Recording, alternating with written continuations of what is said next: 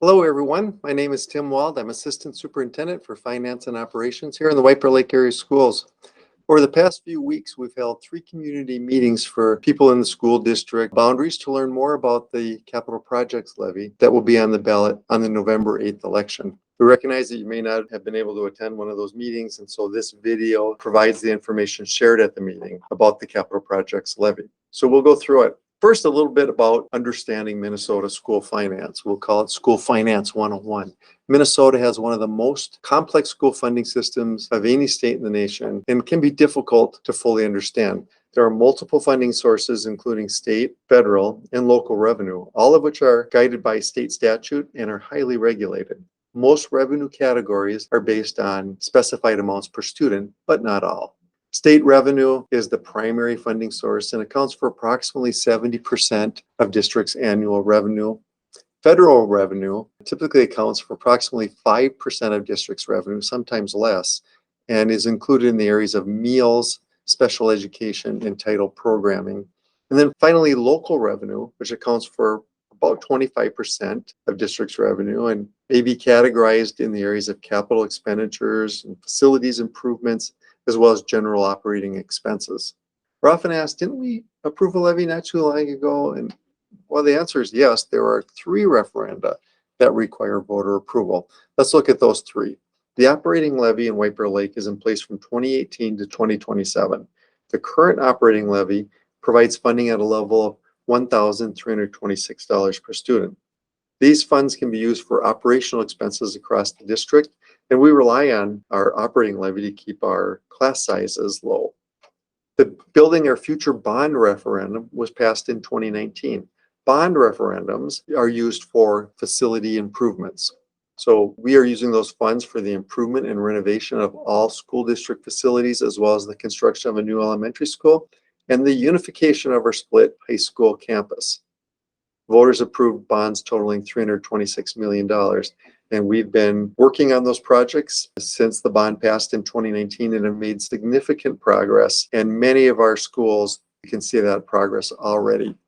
The capital projects levy expires in 2023. That originated in 2003, was renewed in 2013, and now we're asking voters to renew it again for taxes payable 2024 to 2033. So this levy has supported district's acquisition of technology and related services, musical instruments, textbooks, and curricular needs. The current levy is 2.208% times the net tax capacity of the district. So this is based on a tax rate, not on a per student funding level. We'll dig into the proposed capital projects levy renewal. We'll look at our continued capital needs, our facts about the capital projects, what the estimated tax impact is, and then where you can find more information. The capital projects levy renewal on November 8th will fund the district at a level of $2.6 million annually for the next 10 years. This levy includes all of the areas that the current levy has, but also adds support in the areas of safety and security, as well as transportation. So in the areas of safety and security, and why that was added, well, school safety and security is a complex issue for school districts and has become even more complex since the last time our levy was voted on. As you'd expect, we take the issues of school safety and security quite seriously. But as our safety and security risks evolve very quickly, so must our ability to pivot and update those safety and security systems. So recently, through the support of our facilities bond, we've been able to complete secure entrances at our remaining schools, and we've been able to modernize our video surveillance systems district-wide. So in order to maintain and update those systems over the next decade and to be able to respond to changing needs, a reliable funding source is necessary. And we look forward to using those funds to support communication systems for first responders when they come to our building, as well as communication systems for our staff within the building.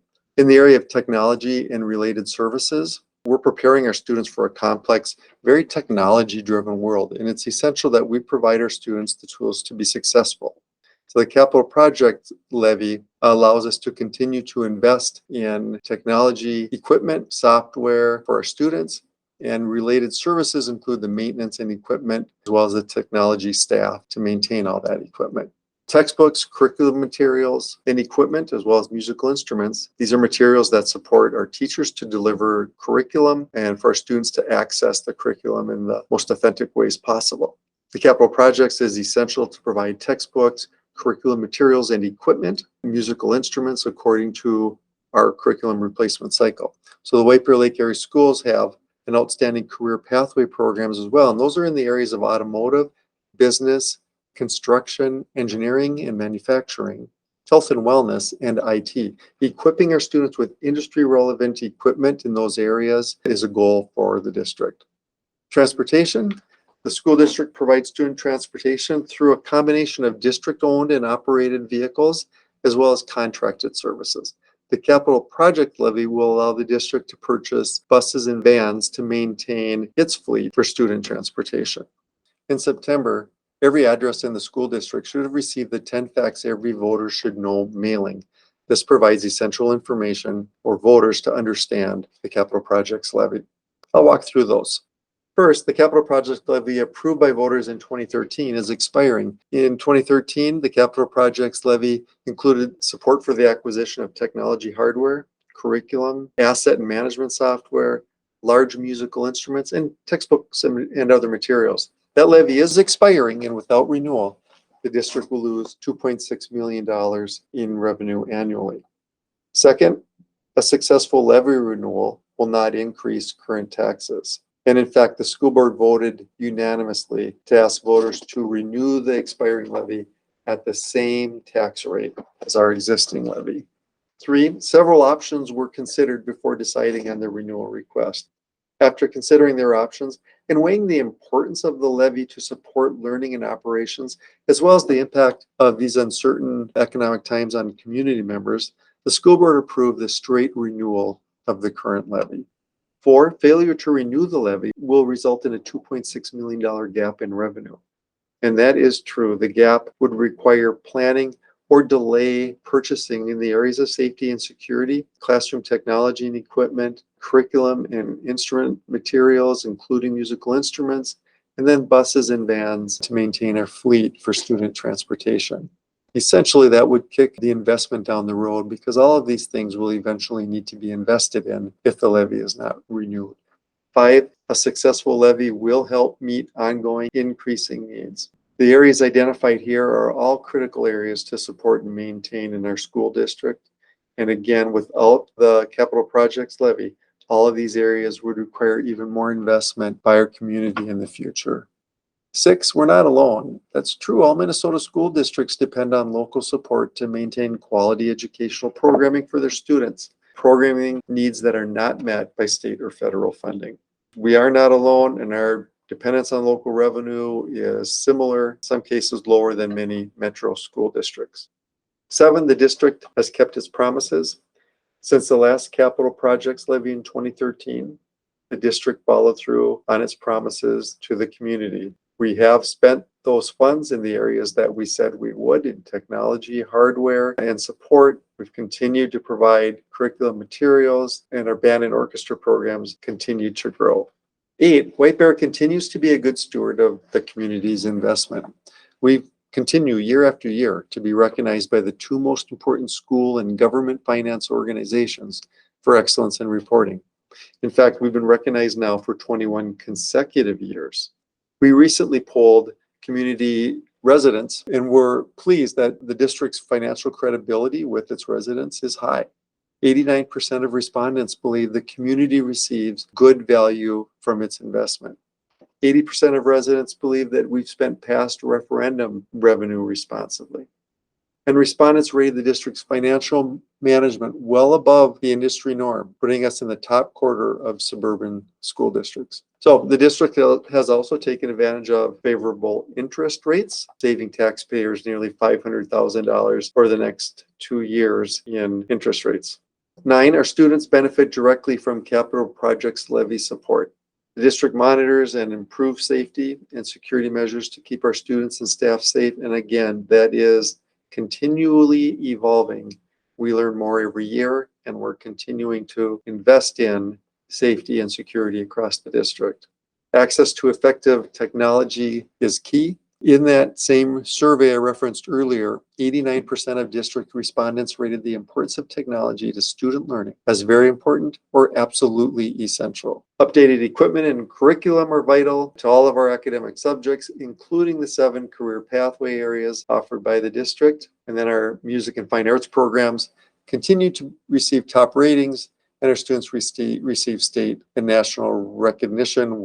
The fine arts are alive and well, and we're very proud of our student performances. And number 10, you have opportunities to learn more about the Capital Projects Levy. Listed there are the 3 community meetings we held on the website, isd624.org, Capital Projects Levy Renewal, or contact Dr. Kazmerchuk, our superintendent, or myself in the numbers listed here, or the communications email at isd624.org. I want to address one common misperception regarding federal funds provided during the COVID-19 pandemic. There's this common misunderstanding that because school districts received these one-time federal funds during the pandemic, that there's less need for local levy support. And that's just not true. These one-time funds allowed school districts to maintain services during the pandemic and to address student learning loss during the pandemic. Again, these were very limited. They were one-time funds directly related to pandemic-related costs and support. This chart answers the question of how does revenue collected through the 2 voter-approved levies in White Bear Lake compare to those of other districts? This chart shows 9 metro districts, some of which are our neighbors, and the per student value of their 2 voter-approved levies. You can see White Bear Lake is third from the left with a value of $1,577 per student when adding the 2 levies together. That amount is considerably lower than some districts near us, including Mounds View, Roseville, and Stillwater. At a per student level, this is significantly less revenue than that of some of our neighboring school districts. And again, as the capital projects levy that is proposed is a flat renewal, our standing on this chart will continue to be lower than those comparable districts, as this renewal does not call for an increase in the tax rate. This slide addresses the estimated tax impact of the capital projects levy renewal. The average price of a home in the school district boundaries is right around $350,000. The cost of the capital projects levy for that home is $77 a year.